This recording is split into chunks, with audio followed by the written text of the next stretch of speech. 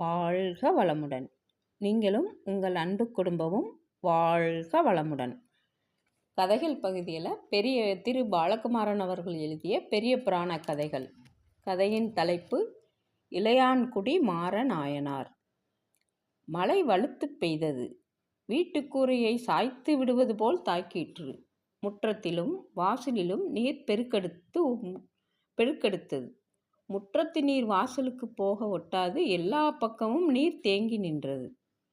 மழைநீர் முற்றத்தில் முடங்கியது போல் மாறனும் வீட்டுக்குள்ளேயே முடங்கி கிடந்தார். பெரும் மழை. வெளிவாசலில் யாரும் இல்லை. காலையில் துவங்கிய மழை இது. மதியம் உக்கிரமாயிற்று. இரவு நெருங்க நெருங்க இளையான்குடியை இல்லை என்று செய்துவிடுகிறேன் பார் என்ற வேகத்தோடு பொழிந்தது. விடிந்தவுடன் பல்துளைக்கு 4 குவளை நீர் அருந்தியதுதான். ஏதும் முன்னவே இல்லை.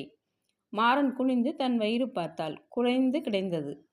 நிமிர்ந்து கூடத்தின் எதிர்முனையை பார்த்தார். மனைவி சுருண்டு கிடந்தாள். நீர் கூட அழுந்தவில்லை போலிருக்கிறது. மாறன் உண்ணாது, அவர் மனைவி உண்ணமாட்டாள்.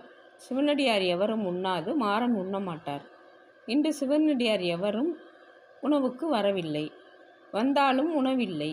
வீட்டில் உண்ண ஏதுமில்லை என்று தெரிந்துதான் இறைவன் இந்த மழை பெய்வித்து எவரும் வராவண்ணம் இல்லை வரவேண்டும். தினசரி ஒரு சிவனடியாராவது இந்த வீட்டில் வயிறார உணவு உண்ண வேண்டும். திருப்தி திருப்தி என்று சொல்ல வேண்டும். அன்னம் இட்டவன் சுகமாய் வாழட்டும் என்று வாயார மனமாற சொல்ல வேண்டும்.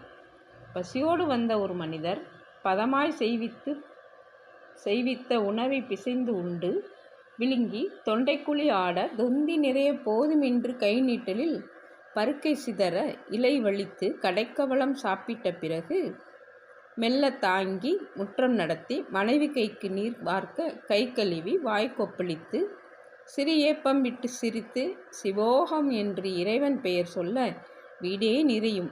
மனசு ஆனந்தத்தில் மயங்கும். இந்த ஏப்பம் கேட்கத்தான் ஏர் பிடித்தேன் என்ற பூரிப்பு வரும்.